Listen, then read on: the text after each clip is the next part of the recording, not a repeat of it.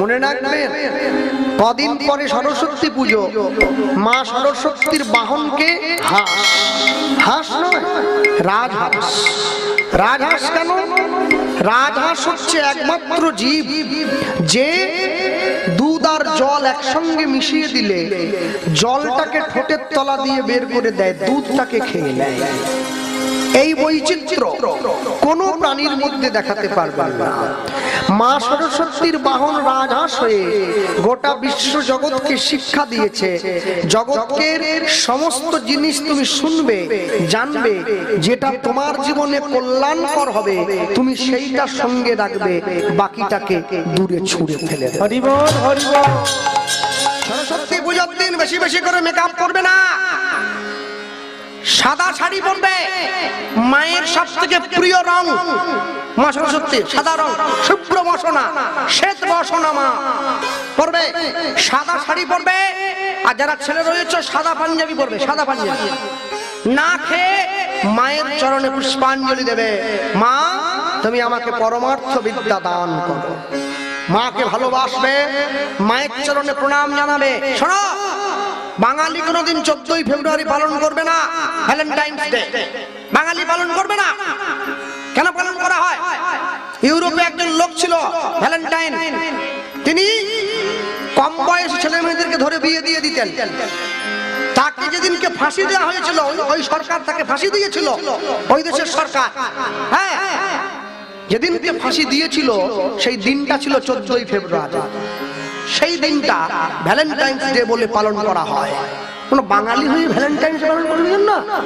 হ্যাঁ, ঠাকুর মশাই হাতে ফুল দিয়ে যখন পুষ্পাঞ্জলি দিতে বলে, হাতে তো ফুল নেয়, তবে দেওয়ার ভঙ্গিটা অবশ্য আলাদা। হ্যাঁ, হাতে ফুল নিল, ঠাকুর মশাই বলছে বলো অপবিত্র, মা বলছে অপবিত্র। এই আমার লালটা, আমার লালটা, জুতো জুতো। ঠাকুর মশাই বলছে মা পিছন দিকে নয়, ঠাকুর এদিকে। বলে না, ঠাকুর তো থাকবে, জুতো কি থাকবে? ভগবানের মন্দিরে গিয়ে মানুষের লক্ষ্য হয়ে গেছে জুতো চুরি করে নিয়ে পালাবো। একটা লোক গিয়ে জুতো খুলে মন্দিরে প্রণাম করে এসে দেখছে জুতো নেই, খুব রেগে গেছে। হ্যাঁ, আমার জুতো কোথায় গেল? কিছু লোকে ধরেছে, বলে ভাই কোথা যাচ্ছিস? বলে আমি ভগবানের কাছে নালিশ করতে যাচ্ছি। কি? বলে আমার জুতো চুরি হয়ে গেছে। বলে আর কিছু নালিশ নেই? বলে না, যে একটা জুতোর দায়িত্ব নিতে পারেনি সে আমার জীবনের দায়িত্ব কি করে নেবে? তাড়াহুড়ো করে কাপড় ধরে মন্দিরে চলে গেছে, গিয়ে মুখটা ছোট হয়ে গেছে। কেন বলুন তো? দেখছে যাকে না থাক বলবো নি, পালিয়ে আবার ঘুরে আসছে। ওই লোকগুলো ধরেছে, কিরে নালিশ করলি? বলে ধুর, যাকে নালিশ করতে গিয়েছিলাম তার তো নিজের পায়েই জুতো নাই, তার নিজের জুতা চুরি হয়ে গেছে, সে খালি পায়ে মন্দিরে দাঁড়িয়ে আছে। যে নিজের জুতো রক্ষা করতে পারে না সে কি আমার জুতো রক্ষা করবে? কিরকম কিরকম মানুষ সব আছে দেখো। হ্যাঁ, মানুষ যখন সরি বলে ঝগড়া শেষ, ডাক্তার যখন সরি বলে জীবন শেষ, যাওয়ার জায়গা নেই। সরি শোনার আগে তৈরি হয়ে থাকো, কেউ যেন সরি না বলে। ভক্তমণ্ডলী মায়েরা, মা দুই ভাইকে বসিয়ে বলছে আজ থেকে প্রায় 150 বছর পূর্বে, জানো নিতাই গৌর, এই গ্রামে, নীলাচল গ্রামে একজন ক্ষত্রিয় বাড়ির ব্রাহ্মণ বাস করত। যে ব্রাহ্মণের নাম ছিল সুমতি ব্রাহ্মণ। ব্রাহ্মণ কি করত? ব্রাহ্মণ পুজো করত না মা, ব্রাহ্মণ বাড়ি বাড়ি ভিক্ষা করত। মনে রাখবে, যে প্রকৃত সাধু হয় গেরুয়া পোশাক পরে, বড় দাড়ি, বড় জটা, পাহাড়ে পাহাড়ে ঘুরে, যার নিজের বাড়ি নেই, প্রকৃত সাধু কোনোদিন 5 বাড়ির বেশি ভিক্ষা করে না। যে প্রকৃত বৈষ্ণব হয়, মাথা নেড়া, মাথায় শিখা আছে, যাকে আপনারা টিকি বলেন, ডোর কৌপিন বহির্বাস করে, মঠে মন্দিরে থাকে, বাড়ি ঘর নাই, বিয়ে শাদী করে নাই। প্রকৃত বৈষ্ণব কোনোদিন 11টা বাড়ির বেশি ভিক্ষা করে না। যে প্রকৃত ভক্ত হয়, স্ত্রী পুত্র আছে, ভগবানকে সেবা দিয়ে প্রসাদ গ্রহণ করে। হ্যাঁ, তোমাদের ঠাকুর কি বারে আসে বুঝতে পারছো না? মানে বৃহস্পতিবারে আসে না শনিবারে আসে? বৃহস্পতিবার, শুক্রবার দিন সকালে পালিয়ে যায়। বৃহস্পতিবার নিরামিষ, শুক্রবার দিন রডলার ঝোল আর ভাত। মানে ঠাকুর শুধু ওদিনটা আর বৃহস্পতিবার আসবে আর আসবে। হ্যাঁ, আমার মা আসতে পারে, শরীরটা খারাপ, বাসায় শুয়ে আছে। আমাদের ডেলি বৃহস্পতিবার নিরামিষ। এই যে আমার দাদা বসে আছে, ওদের আবার শনিবার দিন নিরামিষ। শনিবার ঠাকুরটা আসছে, রোববার থেকে আসবে নি আর। আবার চলছে, আবার সামনে শনিবার আসবে। মায়েরা সাজিয়ে নিয়েছে ভালো। আমার বাবা বলতো, জানিস কৃষ্ণ কি বলে, যে মুখে হরি নাম হয়, যে মুখে কৃষ্ণ নাম হয়, যে মুখে ভক্ত বৈষ্ণবের নাম হয়, সেই মুখ যদি বিড়ি তিরঙ্গা তামাক গুটকা সিগারেট শিখর বিমল কাটা খৈনি খায়, ওকে মুখ বলেনি, ওকে বলে পায়খানা ট্যাঙ্কি। তুমি হরি নামও করছো, তুমি বিড়িও খাচ্ছ? বলে হ্যাঁ, বিড়ি না খেলে গলা ঠিক থাকে। বলে তুমি খাও, তোমার মুখের হরি নাম শুনে মানুষের কল্যাণ হবে না। কেন? মনে রাখবে, যে ডাক্তারের নিজের সুগার আছে 1000, সে কি রোগীর সুগার ভালো করবে? আপনি আচরি ধর্ম জীবেরে শেখাও, জীবেরে শেখাও। আপনি না আচরিলে ধর্ম অপরে শিখানো না যাও, শেখানো না যায়। আমি আপনাদেরকে কি বলবো, হ্যাঁ, আমরা একাদশীর দিন কলকাতায় গানে গিয়েছি। দলের লোক বলে দিয়েছে আমার গুরুদেব যে আমাদের 5 জন একাদশী, বাকি 3 জনে অন্ন পাবে, পরিশ্রম করে তো সবাই। হ্যাঁ, তা বসেছে একাদশী করেছে যারা, ফল টল নিয়ে এসেছে, বাকি 3 জনকে ভাত দিয়েছে, বাটা মাছের ঝোল আর ভাত। তো ওরা তো দেখি বসেই ট্রিং করে উঠে চলে এলো। কি রে, খেলিনি? বলে না, কি মেখে রেখেছিল, মুখে ঢুকে দিল নাকি? বলে না, তা দেয়নি। এটা কি, উঠে পালিয়ে গেলে কি জন্য? বলে মাছের ঝোল দিয়েছি। সেই বাড়ির মাকে ডেকে বলছে, ও মা, বলে কি হরিনাম হলে মাছের ঝোল করতে নেই জানো না? বলে হ্যাঁ, 80,000 টাকার কীর্তনিয়া গতবারে এসে পাতা পুচে খেয়ে চলে গেল। আপনাদের বেশি বেশি হলো না। কাকে নিয়ে দিল্লি যাচ্ছি, সে তো নিজেই ঠিকানা বলতে পারবি না। যে সর্ষে দিয়ে ভূত ছাড়াবো, সেই সর্ষের মধ্যে ভূত। আমি বলছি তোমরা গ্রামের লোক হরিনাম চলাকালীন মাছ খেয়েও নি।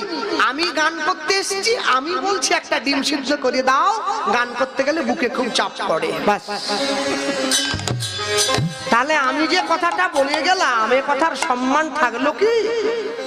মনে রাখবে, যার যেটা ভালো লাগছে সে খাক, ওতে বাধা দিচ্ছি না। সাপ, ব্যাঙ, ইঁদুর, টিকটিকি, গিরগিটি আসলে খাক, আমিও না বলবো। কিন্তু তোমরা পার্টি বাড়িতে নিয়ে খাচ্ছ কেন? বাড়িতে খাও। মানুষের দরজায় গিয়ে যদি তোমরা এই আচরণগুলো করো, আজকে দীনকৃষ্ণ ঠাকুরের মতো কীর্তনীয়রা আমাদের দিকে আঙুল তুলতে সাহস পাচ্ছে কেন? আমাদের জন্য। সুযোগটা আমরা করে দিয়েছি ওকে, তুমি বলো, তাই সে বলতে পারছে।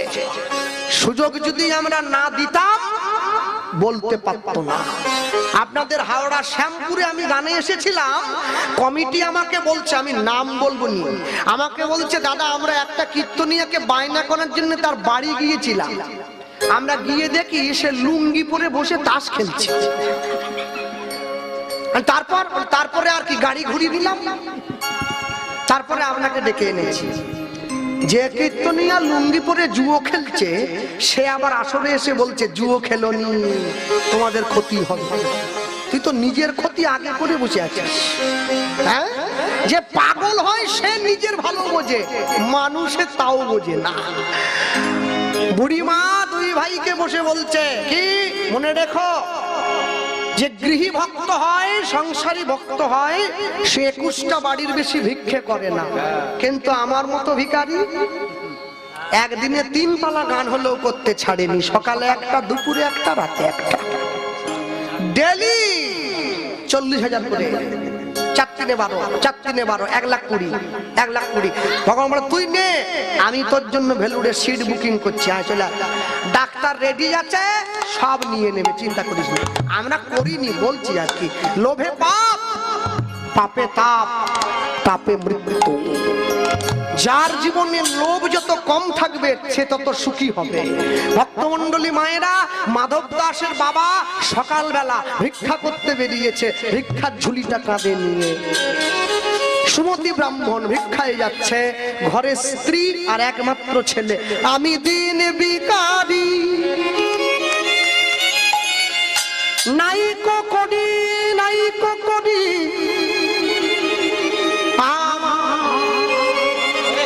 একটি পয়সা দাও। আমি দিন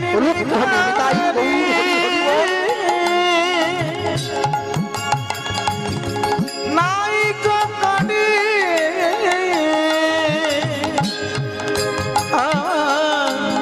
একটি পয়সা দাও। হরে কৃষ্ণ। এই গান আপনারা আমার জন্মের আগে থেকে শুনছেন। কার মুখে? কীর্তন সুর সাগর, ওই কলকাতা, শ্রী অরুণ চট্টোপাধ্যায় মহাশয়। এই গান তার লেখা, তার দেওয়া সুর। এই গান গাইতে গেলে তার নাম না বললে তাকে ছোট করা হয়। তার সম্মানের জন্য এই গানটি গাইছে। আমি দিন ভিখারি, নাইকো করি, নাইকো করি, আমার একটি পয়সা দাও। আমি দিন ভিখারি, নিতাই গৌর প্রেমানন্দে নাইকো করি, আমার একটি পয়সা দাও। ওগো তারে না পথিক হেরি, ওগো নয়নে যাও অশ্রুবাদী,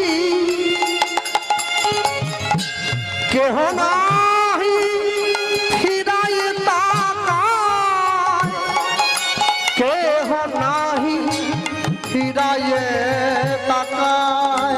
আমি দিন ভিখারি, নাইকো করি, আমার একটি পয়সা দাও। আমি দিন ভিখারি, নাইকো করি, আমার একটি পয়সা দাও। এই যে মায়েরা বসে আছো, তোমাদের বাড়ির ছেলে মেয়েরা অনেকে আছে গান শেখে, বাবারা বসে আছেন সকলে। কোনো বাড়ির ছেলে রবীন্দ্রসঙ্গীত শেখে, কেউ নজরুল গীতি শেখে, কেউ ক্লাসিক্যাল গান শেখে। মনে রেখো, আমরা গানটা গাইছিলাম কি? আমি দিন ভিখারি, নাইকো করি, আমার একটি পয়সা দাও। আচ্ছা আচ্ছা, যদি গাই, বেহাগ যদি না হয় রাজি, বসন্ত যদি না আসে, এই আসরে ইমন তুমি থাকো বন্ধু আমার পাশে।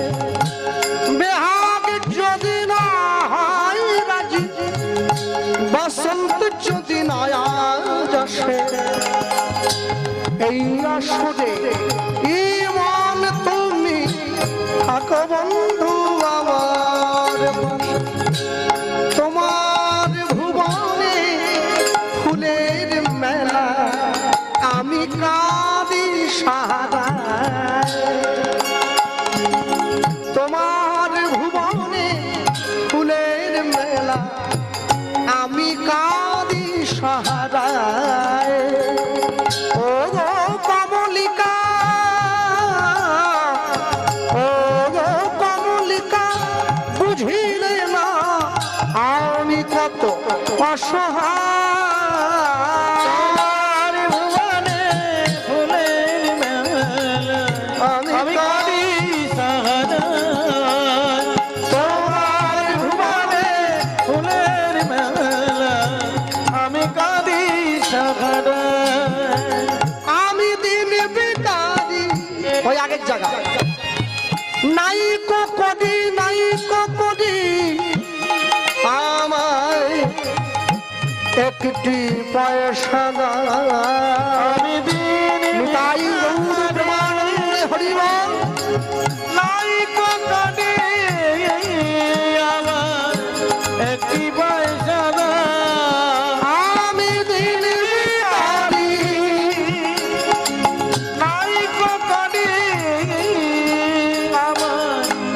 একটি পয়সা আমায় একটি পয়সা দাও, আমায় একটি পয়সা দাও, একটি পয়সা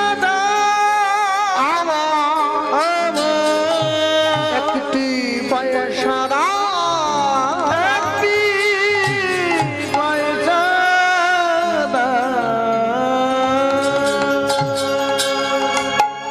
মানুষের দরজায় যখন গিয়ে দাঁড়ালো, মাধব দাসের বাবা জীবনে কোনোদিন এত ভিক্ষা পায়নি, আজকে যা ভিক্ষা পেয়েছে। হ্যাঁ, মনে রাখবেন, এই যে মায়েরা বসে আছেন সকলে, যে কমিটির বাবারা আজকে হরিনাম সংকীর্তনের আয়োজন করেছে, আপনাদের গ্রামের মানুষ সকলে কষ্ট করে, এরা কিন্তু আপনাদের দেওয়া ভিক্ষা নিয়ে গিয়ে নিজের মেয়ের বিয়ে দেবে না। দেবে কি? দেবে না, ভগবানের জন্য উৎসর্গ করবে। তাই যখন দেবেন, যার ক্ষমতা আছে দেওয়ার মতো, সে কুণ্ঠিত বোধ করবেন না। এই ভারতবর্ষের, এশিয়া মহাদেশের সব থেকে বড় ধনী ব্যক্তি মুকেশ আম্বানি, ধীরুভাই আম্বানির ছেলে, তিনি বলেছিলেন, দানে কোনোদিন ধন কমে না, ক্ষমায় কোনোদিন শিক্ষা কমে না। হ্যাঁ, আর আরেকটা কর্ম করবেন, আমি যদিও দেখতে পাইনি, এসে বলে গেলাম, আপনার দাদা গোবিন্দের যে মন্দির তৈরি করেছেন, সকলে মিলে 20-50 টাকা চাঁদা দিয়ে সাহায্য করে এই কমিটির, মন্দির কমিটির হাতে দেবেন। এই মন্দিরের উপরে একটা মাইক আর মেশিন লাগাবেন। মুসলিমরা ভোর 5টায় নামাজ পড়ে, আছে তো, আমরা ভোর 4টা থেকে হরিনাম বাজাবো। হরিনাম সংকীর্তন শুনে যেন মানুষের ঘুম ভাঙে। প্রত্যেক দিন বাজাবেন উচ্চস্বরে হরিনাম সংকীর্তন। ভক্তমণ্ডলী মায়েরা ভিক্ষা চাইতে গিয়েছে, ভিক্ষা চাওয়ার জন্য যখন গিয়ে দাঁড়ালো মানুষের দরজায়, তখন মায়েরা ভিক্ষা দেবেন। যেই বাড়িতে ভিখারি আসবে, কোনোদিন বাড়ির ভেতর থেকে দাঁড়িয়ে ভিক্ষা দিতে নেই, বাড়ির বাইরে বেরিয়ে ভিক্ষা দিতে হয়। একদম বাইরে বেরিয়ে আপনি যেটুকুই দেন, 1 টাকা দেন আর 50 পয়সা দেন, সেটা ভক্তি সহকারে দেবেন, অবজ্ঞা করে নয়। আর যদি দেখেন সেই ভিখারি সাধু বা বৈষ্ণব, তিলক আছে, গলায় মালা আছে, সে নিয়ে গিয়ে কি করবে সেটা আপনি বিচার করবেন না, আপনার যেন দেওয়ার মনোভাব সঠিক হয়। তাকে যখন আপনি ভিক্ষা দেবেন, আপনি মনে হরে কৃষ্ণ মহামন্ত্র নাম জপ করুন, ভিক্ষা দিন, যেন সঠিক দিকে আপনার দানটা কাজে লাগে। এ দান কেহ নাহি নিবে কেড়ে, যতই করিবে দান ততই যাবে বেড়ে। হ্যাঁ, মাধব দাসের বাবা ভিক্ষাটা নিয়েছে, ভিক্ষাটা নিয়ে ভিক্ষার ঝুলিটা এত ভারী হয়েছে, আজকে কাঁধে নিতে পারছে না, মাথায় তুলে নিয়েছে। তাড়াহুড়ো করে বাড়ির দিকে পা বাড়াচ্ছে, ভগবানকে বলছে, প্রভু যে ভিক্ষা পেয়েছি, 7 দিন যদি ভিক্ষা না করি আমার দরকার নেই, আমি তোমার সেবা দিতে পারবো। তাড়াহুড়ো করে বাড়ির দিকে পা বাড়ালো, আর যখনই বাড়ির দিকে পা বাড়ালো, ঠিক এমন সময় লক্ষ্য করছে আকাশের পশ্চিম কোণে একটা মেঘ ঢুকে দিল। আস্তে আস্তে করে সেই মেঘে পুরো আকাশটা অন্ধকার হয়ে গেল, ঝমঝম করে বর্ষা বৃষ্টি নেমে এসেছে। মাধব দাসের বাবা ভিক্ষার ঝুলিটা মাথার থেকে নামিয়ে বুকের মধ্যে জড়িয়ে ধরেছে। প্রচন্ড বৃষ্টিতে গ্রামের রাস্তাটা কাদা হয়ে গেল। কাদা রাস্তায় পা বাড়িয়ে চলতে গিয়ে মাধব দাসের বাবা মাটিতে আছাড় খেয়ে পড়ল। যা পেয়েছিল হাত থেকে সব ছিটকে চলে গেল দূরে। ভগবানকে বলছে, প্রভু আমি কি তোমায় সেবা দিতে পারবো না? যে মেয়ে, যে ছেলেটা কোনোদিন মায়ের কাছে খাওয়ার জন্য বায়না করে না, আজকে সেই ছেলেটা গিয়ে মায়ের আঁচলটা টেনে ধরে বলছে, মা আমার বড্ড খিদে পেয়েছে, একটু খেতে দাও না। মাধু দাস মা হয়ে যদি ছেলে মেয়ের মুখে এক মুঠো খাবার তুলে দিতে না পারে, মাতৃত্বের জীবনে এর থেকে বড় দুঃখ আর কিছু হতে পারে না। মা ছেলেটাকে বলছে, খোকা তোর বাবা ভিক্ষা করে ফিরে আসুক, গেলেই আমি তোকে দেবো, তুই একটু অপেক্ষা কর। মা ছুটে গিয়ে ভগবানের চরণটা জড়িয়ে ধরেছে, প্রভু আমি তোমার কাছে গাড়ি বাড়ি বিষয় সম্পত্তি টাকা পয়সা কোনোদিনও চাইনি। আমি তো মা, আমি চেয়েছিলাম আমার ছেলেটা যেন সারা জীবন দুমুঠো খেতে পায়। তুমি কি আমার কাছ থেকে সেটাও কেড়ে নিলে? নিজের ছেলেকে ভোলাবার জন্য মা কি করেছিল? উনুনের উপরে হাঁড়ি বসিয়ে হাঁড়িতে জল দিয়ে কতগুলো নুড়ি পাথর দিয়ে নিচে আগুনটা জ্বালিয়ে দিয়েছে। ছেলেকে দেখাচ্ছে, খোকা ওই দেখ ভাত হচ্ছে, হলেই আমি তোকে দেব। মায়ের কোলে শুয়ে ছেলেটা খিদে খিদে করতে করতে ক্লান্ত হয়ে ঘুমিয়ে পড়েছে।